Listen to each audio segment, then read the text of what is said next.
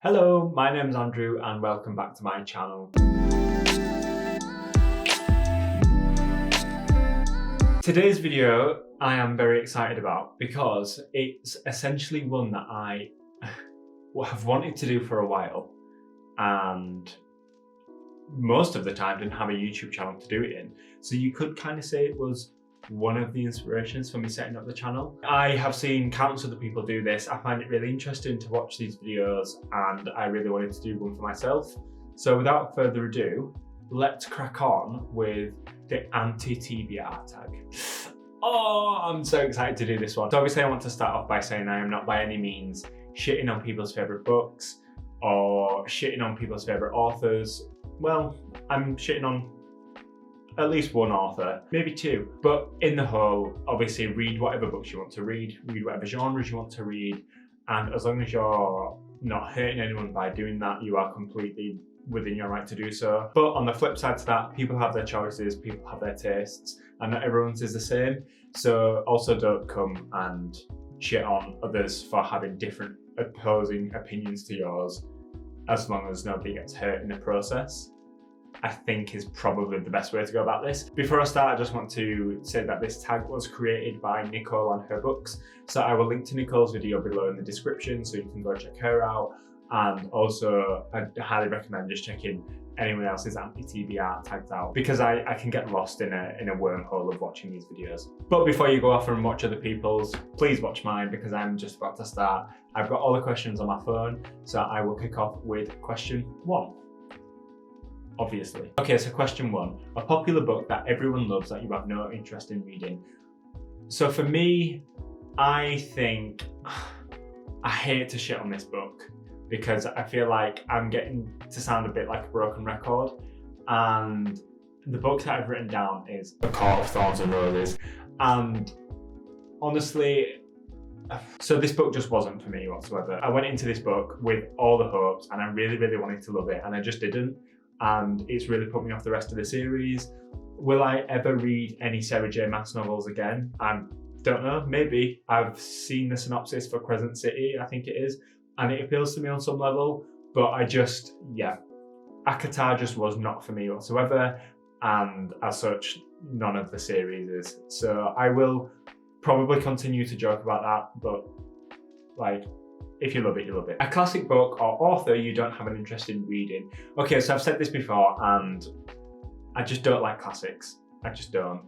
Some of them I actually have read and enjoyed through school, but on the whole, I'm just not that interested. So I could reel kind of like a list of names off, but I'm just not gonna because who's got the time? I go into classics a bit later on in the video also, so I don't want to go into it too much for now. So my answer to question 2 is most of them. Number 3 is like a joint question, so there's like 2 variations. So I've gone for a problematic author whose books you have no interest in reading. To be honest, there is a list, isn't there, that I could, sit here and read out. But I don't want to dedicate too much of my time to talk about problematic authors. However, the one person that sprung to mind immediately when I read this question was J.K. Rowling, because massive turf and just abhorrent views on trans people. So for that reason, I'm out. Let's move on. Question 4. An author you have read a couple of books from and have decided their books are not for you. Okay, so this one for me is going to be Murakami. I didn't know about Murakami until Bookstagram, and then I saw people talking about his books and some of his novels, and I thought, let's give it a go. It's not a writing style that I've read much of, and I just want to see sort of, if this is my thing.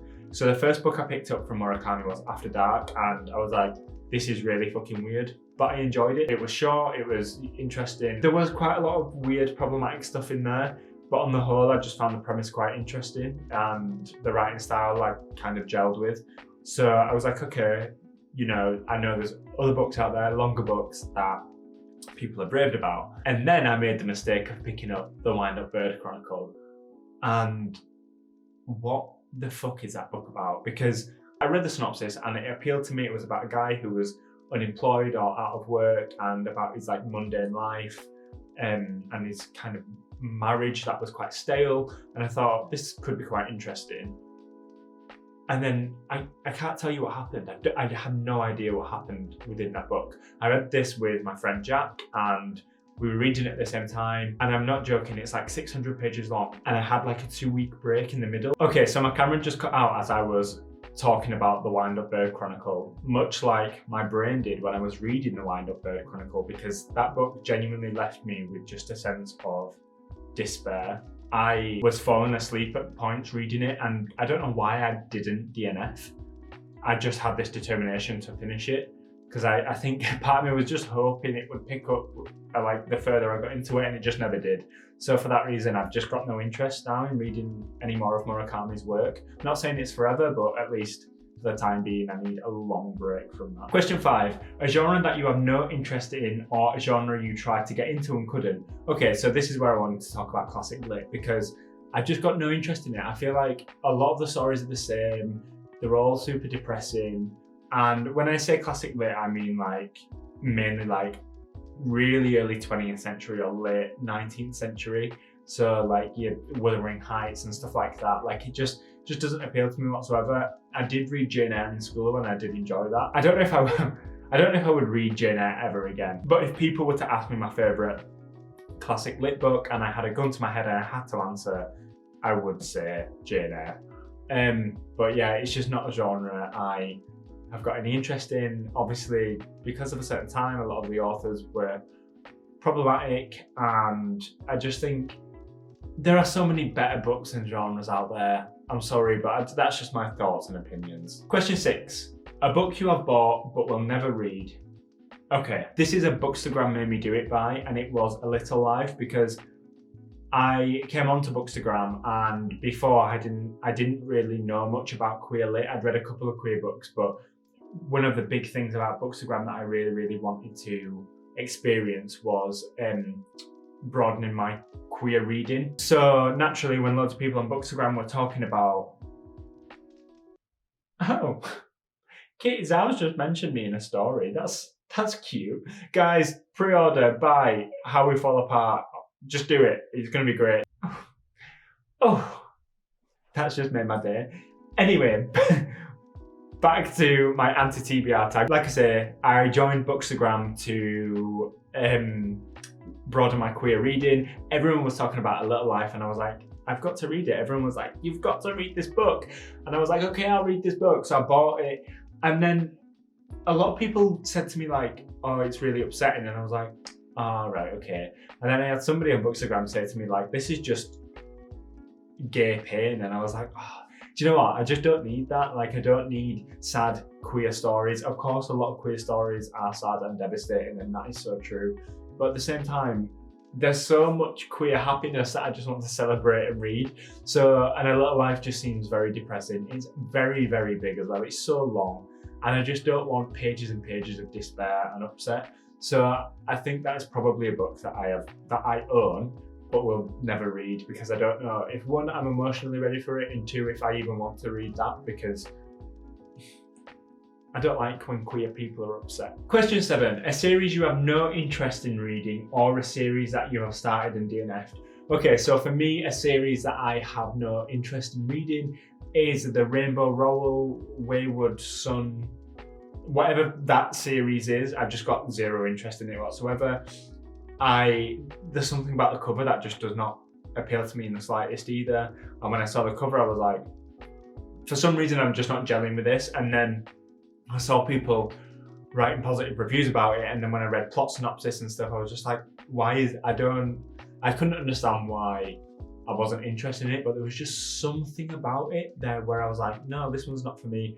And then I found out about all the criticism of Rainbow Rowell and those books, and another one of their books, and the racism attached to it. And I was just like, do you know what, I've just got no interest whatsoever in this book, so I'm not even going to force that. So yeah, that's probably one for me, despite it being queer and fantasy. There's other queer fantasy books that I can read without needing to overlook problematic issues. And finally, question 8, a new release you have no interest in reading. So for me, this one is probably, anything by Stephen King. So when I was younger and I was getting into horror, obviously Stephen King was like the daddy of horror and you need to read his books. So I always found like the thought of Stephen King books and the appeal of Stephen King books to actually be better than reading the Stephen King novels. So like I read The Shining and I'd seen the film, so I was like, I really want to read the books. I know they're different, and I enjoyed the book as a whole, but reading it just took forever. And I was younger, I was like 15, so that's probably why. And then last year I read Misery, and again I was like, I'm enjoying this, and when it was good, but then there was just massive like chapters where I just think like that was so dull and so boring and I just not enjoy it whatsoever. I always think I'm going to enjoy Stephen King's writing more than I do. Whereas I think his concepts are great, his writing isn't the best, I don't think. I've just got a lot of fatigue around Stephen King, and I know a lot of people within the book community love him, and that's completely fine. I do have some of his novels still. I've got like a nice Halloween type box set with his novels in, and I'm not saying I'll never read them, I'm just saying like I'm not interested in really reading any of his new stuff. I've heard as well that it's not very good, and just I kind of feel like everything's getting a bit repetitive now.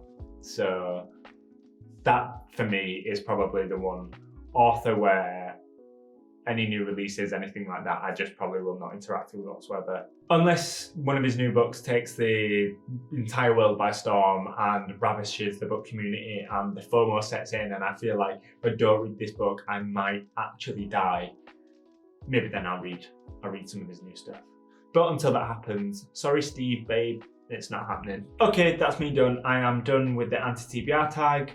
I really enjoyed doing that actually. I feel like I got quite a lot off my chest. I feel a bit more sort of cathartic, and I feel like we should all just talk about books that we don't want to read a little bit more, as long as we're not shitting on people for wanting to read them, unless the authors and/or content is harmful and problematic. In that case, speak up. With that, I'm going to leave this video here. Thank you so much for watching. If you want to carry on the book talk, feel free to follow me on Instagram and Twitter. The links are in the description. But until then, see ya!